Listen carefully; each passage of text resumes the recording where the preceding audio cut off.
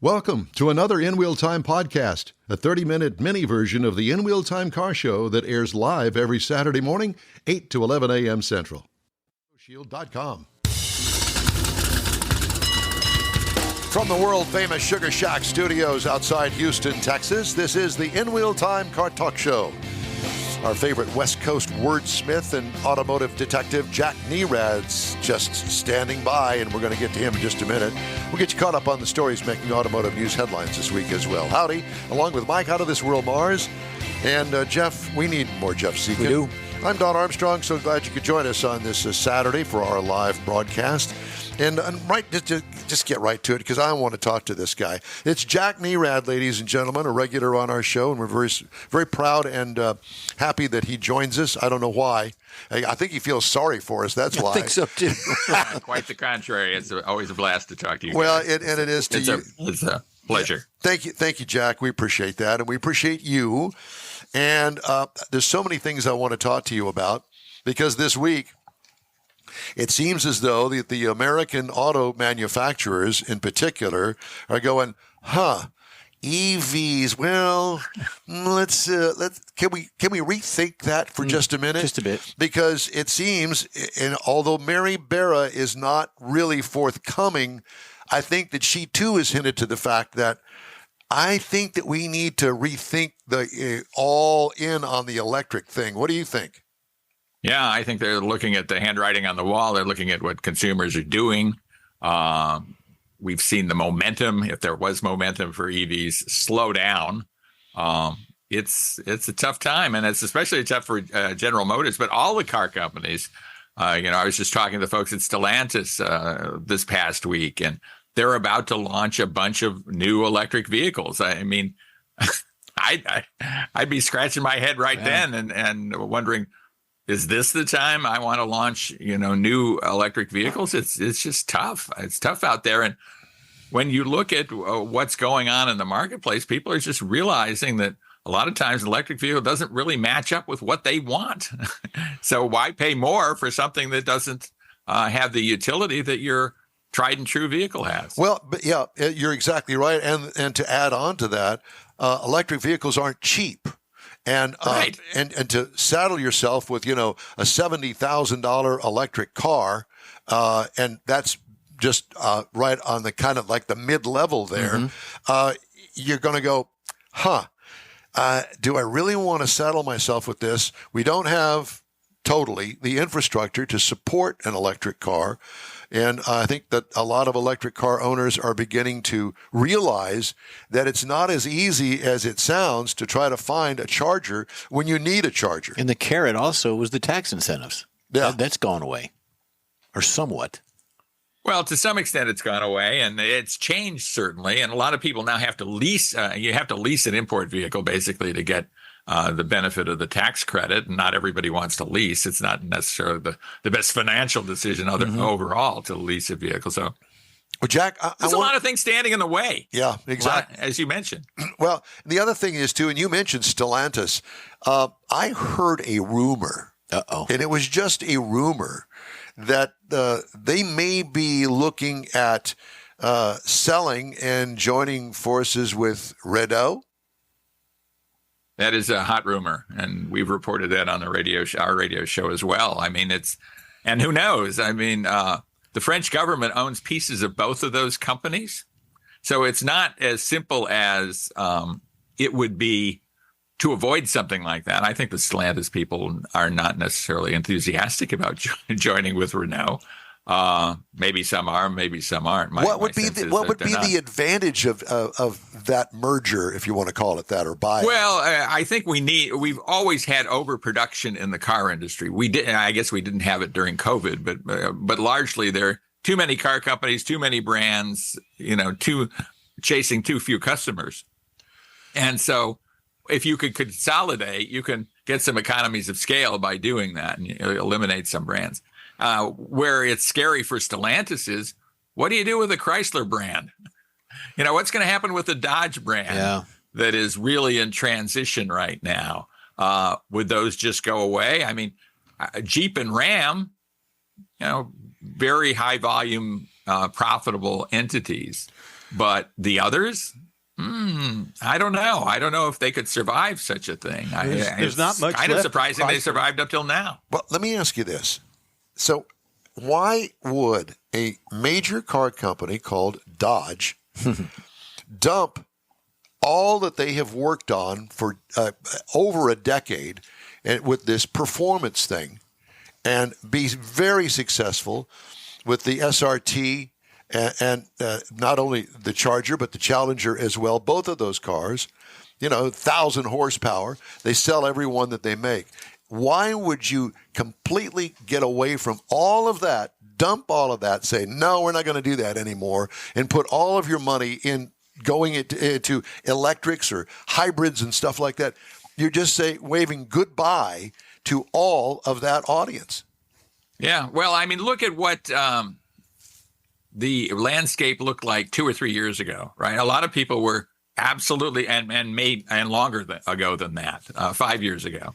There was this gung-ho belief that we had to go and we were going to go all electric.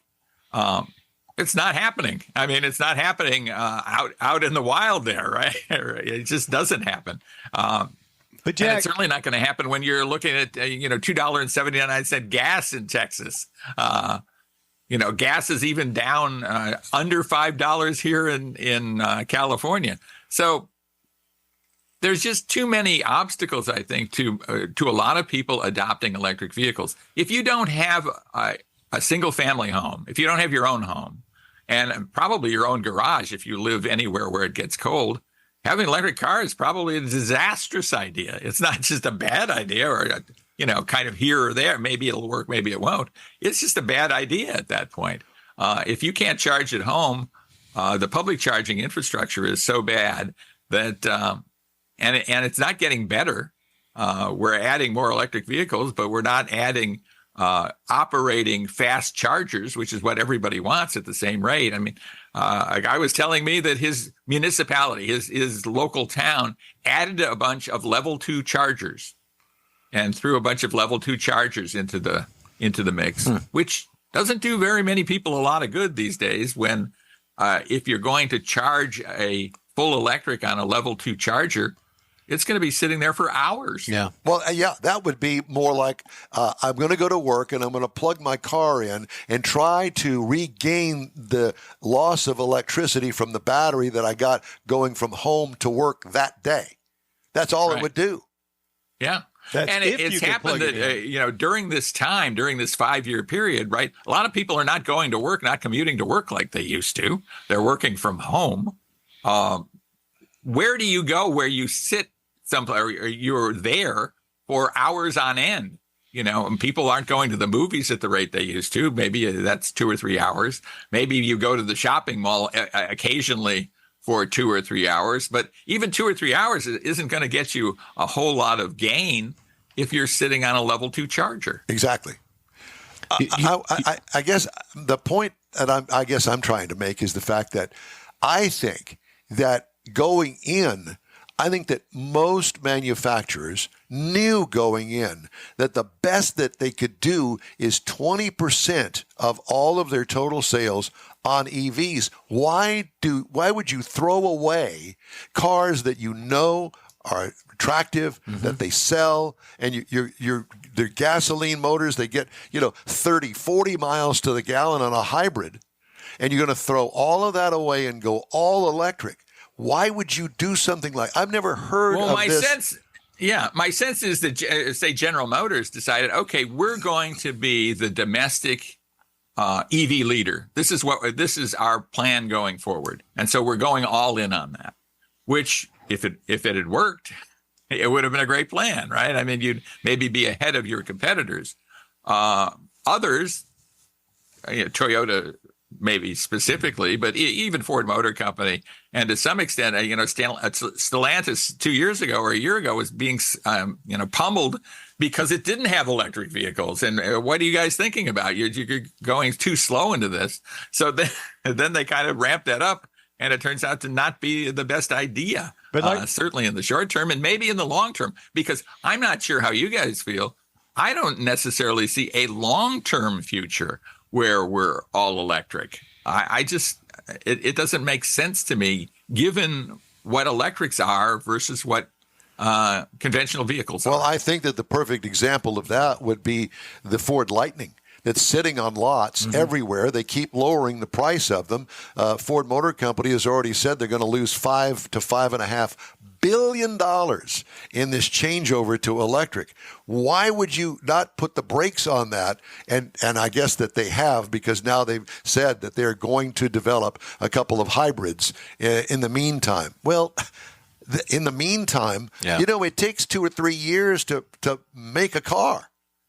You talk. Yeah, at the very least. I mean, if you're developing an all-new platform, you're probably looking at more like 5 years or something like that. So you really have to anticipate what the market is going to want. And for, since 1920, it's been conventional gasoline-powered vehicles up until a decade ago. But Jack, and then we had a disruption, and people are disrupted by the disruption. There's no doubt about that, right? But like you said, though, the whole idea of moving to EVs has never been consumer driven.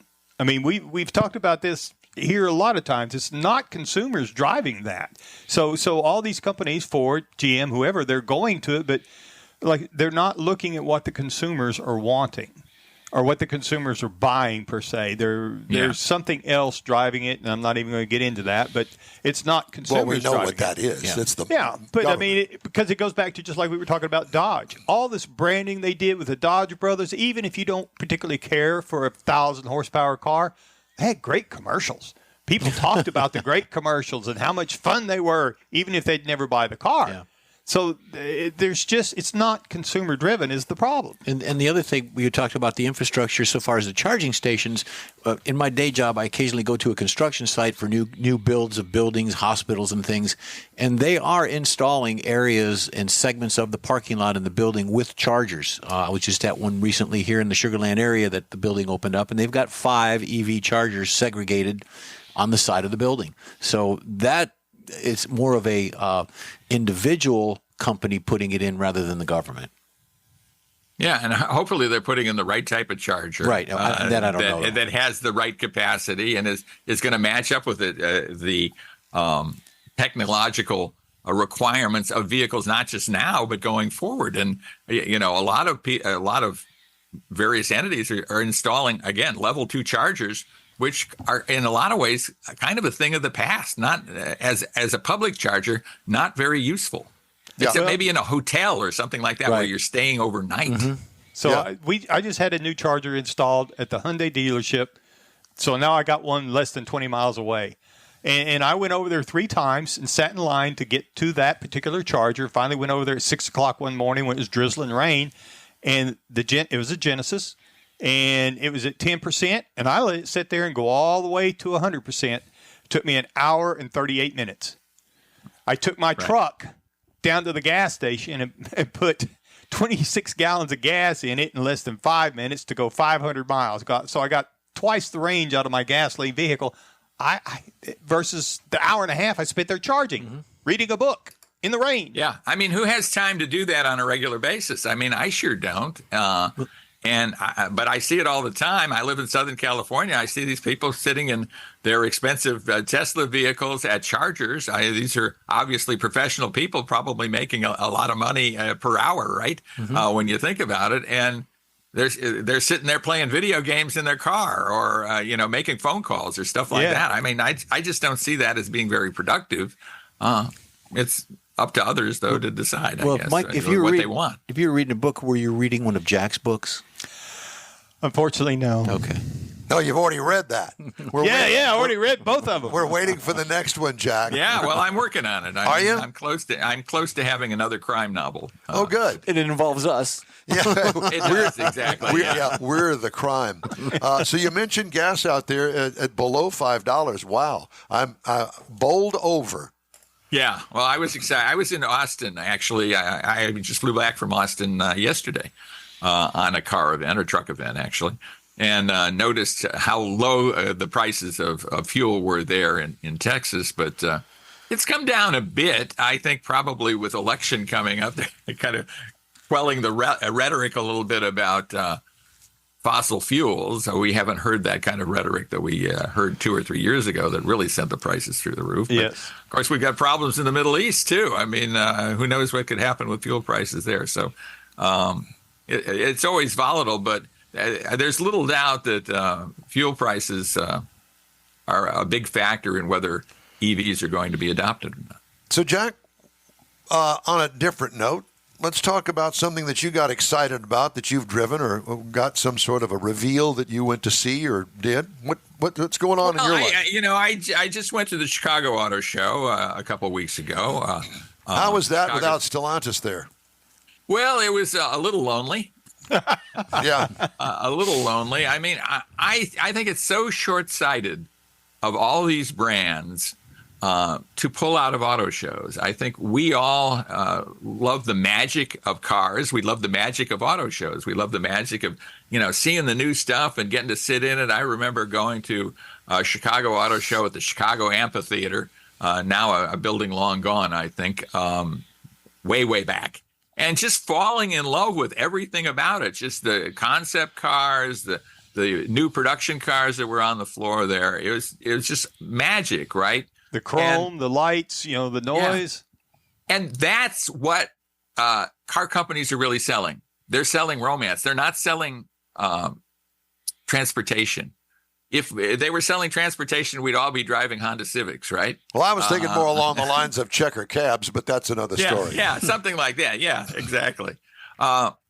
So they have to have this romance, and they kind of understand it, I think, in the commercials they do. Right. But not putting these vehicles in front of people where they can see them in a no-pressure situation. I think you guys probably love auto shows as much as I do. Absolutely. Yep. And I just think they're great. And sadly, this Chicago Auto Show still would have been exciting for a consumer. Didn't have a whole lot for the media. I think next year will probably be more, because what I did see, too, is the media still turns out. People in the news business go to auto shows. So if you have something newsworthy or even mildly newsworthy, it's a good place to get it reported. Yep. I think that's going to turn around a bit. And you talked about the romance growing up as a kid, Detroit Auto Show, Cobo Hall. You would go there, you would get all the paper brochures and the magazines. You take those homes and you read and study them about all those cars and the pretty colors, and that's how you get involved. That's the romance of it. Couldn't agree more. Yeah. Absolutely true. Have you driven anything fun and exciting lately? Well, I just did a report on the Volvo V90 cross country.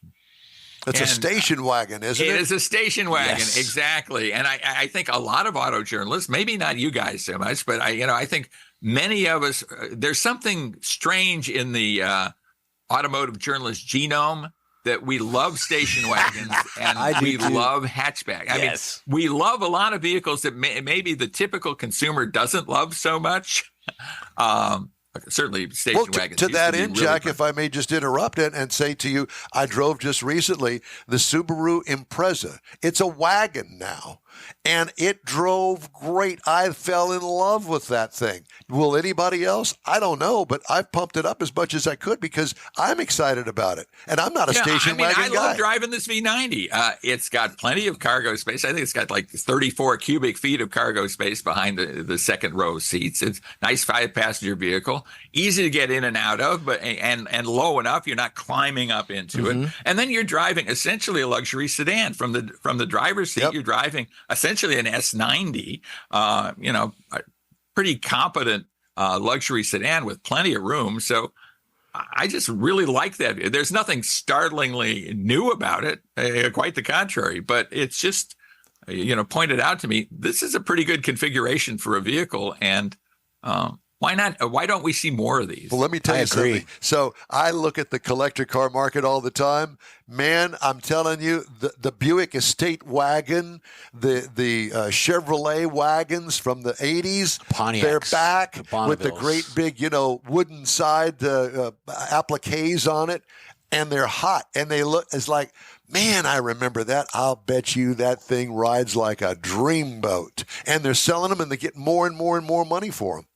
Yeah. Well, it makes sense. I mean, we all have nostalgia for the cars that we want to buy, right? Those collector cars. A lot of it has to do with boy, I remember that as a kid, or I really wanted to have that thing when I was 15. And now I've got some money and I'll buy one. So it makes all the sense in the world. They're pretty cool. It may not fit in the garage, but boy, it sure is cool going down the street. And when you see one going down there, you honk, you wave, you thumbs up, all of that sort of stuff. Who doesn't like that? Yeah, absolutely true. And they're pretty useful, actually. I mean, they're not necessarily fuel efficient, but otherwise haul a lot of people, as you mentioned. Hey, certainly very comfortable. They got 3 rows. Now, the third row may be facing the opposite direction. That's the beauty of it. Those are great. Where you came from. Yeah, exactly. All right. So anything to look forward to on your end in the next month or so? Well, I'm going to do some traveling. I'm going to be driving the new Ford Ranger fairly soon. I have to tell you, I liked that Ford Ranger last time I drove it. Yeah. Yeah, I think there's a lot to like. All of these new mid-size trucks, I mean, they're kind of the size of a full-size truck of 2 decades That's ago. That's exactly right. Yes. They're a very handy size. They are more capable than ever. A lot they of fit different in the garage. Absolutely. And that's something they're adamant about. The designers are adamant about because the consumers are adamant about that. And you can't do that with a full-size pickup truck these days. It's just too big. I'm waiting for the compact truck to come back. And I don't know why they don't build them anymore. I still see those Ford Rangers from the 1980s on the streets today. They're usually, the pool guy or the pest control guy, that kind of stuff. And they're well maintained and they're still driving them. Yeah, very, very cool vehicles. I remember the rotary trucks that Mazda used to make in the 70s. I mean, those were really cool too. Yeah. Well, Jack, it's always great to talk to you, my friend. Get caught up. Thank you so much for joining us today. And thank you so much for getting up extra early for us today. How about that? I was up a little early. We have an old dog. I was trying to teach him some new tricks, and it just doesn't work. That's what we do to the Don every Saturday morning. Every Saturday morning. Jack Nierad, noted author and auto journalist, and got a great show. What's the radio show, Jack? It is called America on the Road. Yep. And where can we find that? Can we find it online? Yes, absolutely. You look for America on the Road. I mean, there is. It's on all the major podcast outlets. So look for it. So listen to our show and then follow it up with America on the Road, and you'll get everything you've ever wanted to know in the automobile industry. Seems like a plan. I think that's a great plan, Don. We love you, brother. Take care of yourself. Thanks. Thank you. You too. All right. Jack Nierad. I got some stuff I got to get in. Get it. All right. Get it So done. we can either do Hemmings Sold Cars Roundup, or we can do some headlines. What would you like? The Hemmings takes longer, so let's do the headlines. Okay. Well, and we don't have a scorecard ready. Some of these aren't real headlines. They're more lengthy dissertations. Stories. Yeah, they are. That's too long. I don't want to do that just yet. We'll do that all right, do whatever you want. I'm doing man. some on-the-fly editing here. So we're going to put those two down there. Mm-hmm. Jack was talking about charging electric vehicles. Public electric vehicle chargers are becoming more reliable, but charger availability is worsening, according to J.D. Power data. The story from Automotive News, 18% of public charging attempts failed in the fourth quarter. That's a 3-point improvement from the previous 9 months, according to J.D. Power's latest charging satisfaction surveys. Are you satisfied with your charge? Satisfaction.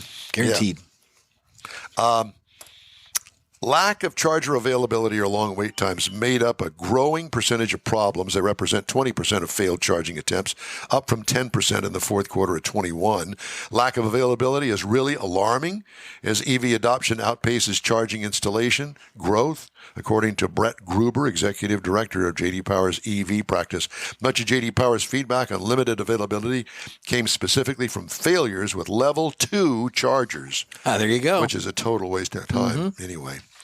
Shell Oil Company subsidiary shuttered almost all of its hydrogen fueling station network for light-duty vehicles in California, dealing a setback to an energy source that could reduce carbon emissions. Shell Hydrogen Vice President Andrew Beard cited supply complications and other external market factors as reasons for the closures of 7 stations in a letter to hydrogen customers. Yet, Shell's decision runs counter to burgeoning momentum for hydrogen, which includes $8 billion in federal spending designed to promote its use and ensure consistent demand. Well, we did a segment on hydrogen, and recently it's been announced there's going to be a hydrogen plant in Katy, Texas, which isn't far from here. Don't know the development of it or when it's going to go online, but it's being considered and it's being worked on. The closed Shell stations accounted for 7 of the 59 public hydrogen fueling stations in the United States, about 12%, according to Department of Energy data. Their closures may hinder broader efforts to make hydrogen fuel cells an alternative and complement to battery electric vehicles. Wow. Who would? Hey, let me show you my new Cadillac. It's hydrogen powered. I'd say awesome. Yeah. You drive out to Katy to get it refueled. Well, that's true too. That's awesome too. I got other things to do with It's no different than the EV. Some of the EVs now, sometimes you just got to drive way out of your way. 20 miles. He said 20 miles for his. I could walk to the Shell station right down the street. I could walk there With a 5-gallon gas can. Yep. I understand. I agree. And I could get that 5 gallons of gas in about 60 seconds. Probably. If you're paying with a credit card. Just saying. Yeah, I understand. It's probably about $32 worth of gas. Roughly. Yeah. $2.80, something like that. Yeah. Last story. Mercedes-Benz made a bold bet on luxury in the wake of the pandemic. German luxury automaker vowed to maximize profit, focusing on its highest margin combustion engine and electric nameplates, but now not so much. Not so much. Auto industry is dogged in 2024 with high interest rates that are stinging even Mercedes' deep-pocketed customers and retailers. As a result, Mercedes will adjust its U.S. sales strategy this year, pivoting from what it calls its top-end vehicle segment to its lower-priced models. At a dealer meeting in Las Vegas last month, Mercedes said more affordable bread-and-butter models will drive sales in 2024. Surprise, surprise. Automaker will deliver 25 new and updated models to showrooms this year, including entry and mid-segment models, such as the redesigned E-Class, a new CLE Coupe and convertible, and a GLC plug-in hybrid crossover. Mercedes will also veer from its controversial EV push in the U.S. and turn up its supply of internal combustion engine and hybrid vehicles as demand for electric vehicles slows industry-wide. Ow. Which one are we going to, 3 or 4? I don't know. It's going to be that one right there. Oh, we did, didn't we? We missed 3. So let's go to 4. Guess what? Yeah, we did. So let's do talking with Jack. Which one? Let's do the first one first. The 3. Okay, yeah. So we're going to try to make things up here. Just stay with us. On the In Wheel Time Car Talk Show, back after a quick break. Pro-Am Auto Accessories has been serving Houston's auto enthusiasts since 1984, providing world-class products for sports cars, European sedans, and American muscle. Pro-Am is known as the place to go to find exclusive and hard-to-find parts and accessories. Pro-Am is one of the very first distributors in the USA for brands such as Recaro, Redline, Momo, Corbo, and Simpson. Located in the heart of Houston's premier retail and service corridor, the Galleria area, Pro-Am's walk-in storefront includes an 8,000-square-foot warehouse, showroom, and installation bays. Pro-Am not only sells parts and accessories, but also offers installation and service. Pro-Am is now reaching a worldwide audience through Pro-Am.com, taking its local reputation to the rest of the world. At Pro-Am Auto, you'll be dealing with a small group of professionals who truly want to help you with your automotive needs. If you don't see what you're looking for on the website, call and Pro-Am will lend you a hand. Pro-Am Auto, 6125 Richmond at Green Ridge in Houston's Galleria area. Call them at 713-781-7755. Want to feel good about something special you did for someone special? In Wheel Time and the original Lupi Tortilla group of Tex-Mex restaurants have joined together to help a very worthy cause, God's Garage, a Christian-based 501c3 charity. We know there are lots of places and organizations out there where you can donate a car, truck, or SUV, but we're asking you, our car enthusiast family, to consider donating to God's Garage. Visit godsgarage.org and learn about its mission, the women that have been helped, how each one is screened, and about their Restore You program. A car donation is an easy way to make a difference in the lives of others. God's Garage needs good operating vehicles, but will take all types in working and non-working condition. Make your heart and soul feel good by donating your gently used vehicle and help support single mothers, widows, and wives of deployed military at godsgarage.org. The original group of Lupi Tortilla restaurants will have you telling your family and friends just what the original recipes mean when it comes to the best fajitas in Southeast Texas. Founder Stan Holt invites you to visit the original Lupi Tortilla near I-10 and Highway 6. Here's the original house that inspired the design of all the rest and the original charm that helped make Lupi Tortilla the go-to destination for Houston Tex-Mex. Speaking of original, nothing can compete with the original lime pepper marinade that everyone will agree makes Lupi Tortilla award-winning beef fajitas the best anywhere. Lupi Tortilla Katy is another location that gives you the same quality and service Houstonians have come to expect at Lupi's. It's located just off I-10 and the Grand Parkway at Kingsland Boulevard in Katy. Find yourself in Aggie Land? Head to the Lupi Tortilla in College Station, located just around the corner from Kyle Field. It's a great place to enjoy those famous frozen margaritas before or after the game. Headed east to Louisiana, stop in at the Lupi Tortilla in Beaumont. It too's on I-10. You can't miss it. The original group of Lupi Tortilla restaurants invites you in for the best Tex-Mex anywhere. You own a car you love. Well, why not let Gulf Coast Auto Shield protect it? Houstonian John Gray invites you to his state-of-the-art facility to introduce you to his specialist team of auto enthusiasts. We promise you'll be impressed. Whether you're looking to massage your original paint to a like-new appearance, apply a ceramic coating, install a paint protection film, nano-ceramic window tint, or new windshield protection called ExoShield, Gulf Coast Auto Shield is where Houston's car people go. Curbed your wheels? Instead of buying new, why not have them repaired? How about a professionally installed radar detector? Gulf Coast Auto Shield does that too. Get a peek inside the shop and look at the services offered by getting online and heading to gcautoshield.com. Better yet, stop by their facility at 11275 South Sam Houston Tollway, just south of the Southwest Freeway, and get a personal tour. Gulf Coast Auto Shield is your place to go for all things exterior.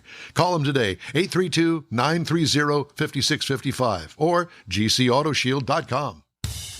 That's it for this podcast episode of the In Wheel Time Car Show. I'm Don Armstrong, inviting you to join us for our live show every Saturday morning, 8 to 11 a.m. Central on Facebook, YouTube, Twitch, and our InWheelTime.com website. Podcasts are available on Apple Podcasts, Spotify, Stitcher, iHeart Podcast, Podcast Addict, TuneIn, Pandora, and Amazon Music. Keep listening, and we'll see you soon.